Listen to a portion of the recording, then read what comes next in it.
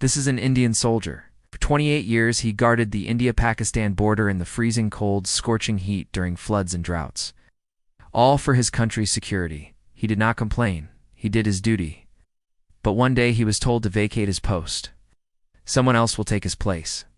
He was told to go home after 28 years of service, but when he reached his home, he found that his wife had remarried. His children did not even recognize him.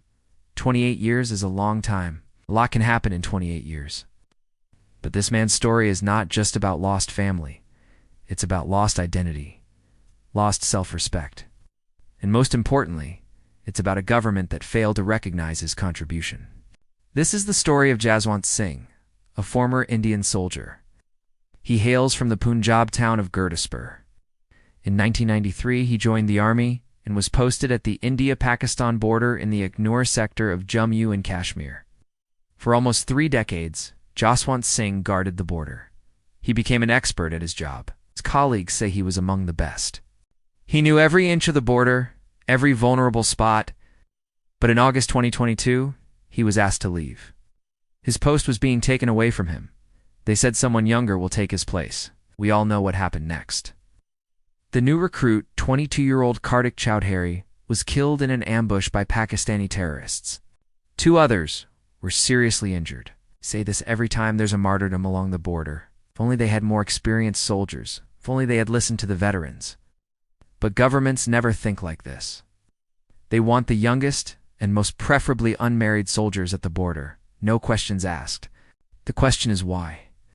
Why is the government so obsessed with sending young soldiers to the border?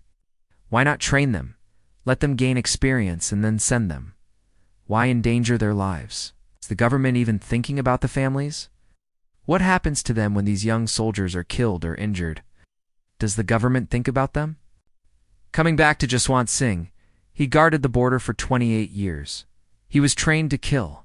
He was trained to take lives. But what happens when he takes a life? Does he think about the family, about the mother who will cry for her son, for the wife who will live alone, for the children who will grow up without a father? Jaswant Singh did his job. He did it well, but he never took a life. He says he never got the chance. But he was always ready. He says guarding the border was his dharma, his duty, his sacrifice. But who asked him to sacrifice? Pushed him to make the ultimate sacrifice.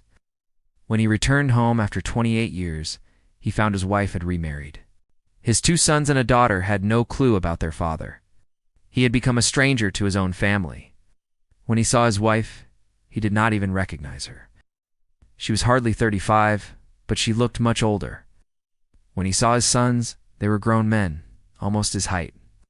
He went to his village and tried to reconnect with his roots, but the villagers did not even recognize him. All they saw was a stranger with an army uniform and a weapon. For 28 years, Jaswant Singh guarded the border. He put his life on the line every single day. But nobody asked him why. Nobody asked him how. He just did his job. At the end of it, he was thrown out like trash, like he did not exist. He was not given a proper farewell. There was no appreciation, no recognition, no thanks. And when he left the service, he was given just 48 hours to vacate army accommodation. I know stories like these break your heart. You feel angry, you feel helpless, you feel the urge to do something. Well, first, let's just listen to such stories. Let's acknowledge the sacrifice of our Yahwains. Let's bring their stories to the fore. And maybe, just maybe, we can push the government to do its bit. If you agree, hit the red subscribe button for more such stories. My name is Nischila Heber. This is War Chronicle. We bring to you stories of courage, sacrifice, and patriotism from the battlefields of yesterday and today. Do share this episode with your friends and family. Thank you for watching.